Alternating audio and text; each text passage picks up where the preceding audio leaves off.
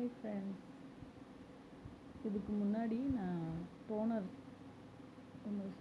ஒரு natural toner பற்றி சொல்லியிருந்தேன். இப்போது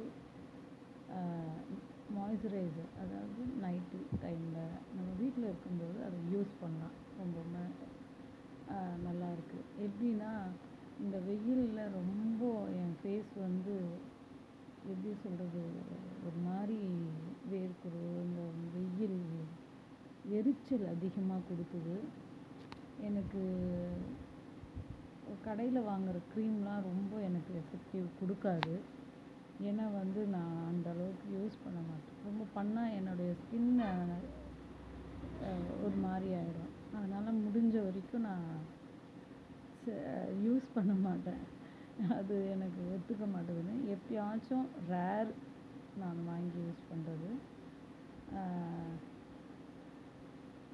நம்மளே செஞ்சு யூஸ் பண்ணி பார்ப்போன்றதுனால செஞ்சு பார்த்தேன். எனக்கு நல்லாவே பலன் கொடுக்குது. இப்போதைக்கு வயலில் சொல்கிறேன். ஒரு நாள் கண்டிப்பாக இதெல்லாம் எப்படி செய்யணுன்றது உங்களுக்கு நேரடியாக நான் சொல்லித்தரேன். எப்படின்னா, ஃபஸ்ட்டு மாய்ஸ்சரைசருக்கு கத்தாழை ஜெல், ஆலோவேரா ஜெல் எடுத்துக்கோங்க. அதில் ஒரு 2 ஸ்பூன் போட்டுக்கோங்க. ரோஸ் வாட்டர் 1 ஸ்பூன் போட்டுக்கோங்க. அதுக்கப்புறம் பாதாம் ஆயில் ஒரு 2-3 சொட்டு விட்டுக்கோங்க. அதுக்கப்புறம் கிளிசரின், அந்த கிளிசரின் ஒரு அரை ஸ்பூன் விட்டுக்கோங்க. விட்டமின் இ ஆயில் 1 போட்டுக்கோங்க. ஒரு மாத்திரை மாதிரி இருக்கும். அதை போட்டு அந்த ஆயில் அதில் விட்டுக்கோங்க. உங்களுக்கு ஃப்ராக்ரன்ஸ் வேணும்னா நீங்கள் ஆட் பண்ணலாம். அந்த வாசனை கலர்லாம் நமக்கு தேவையில்லை. ஸ்கின்னு நல்லா பாதுகாப்பாக இருக்கணுன்றது தான் நான் ரொம்ப பார்ப்பேன். இது மாத்திரம் நல்லா கெட்டியாக நல்லா யூஸ் பண்ணுங்கள். நல்லா கலக்குங்க.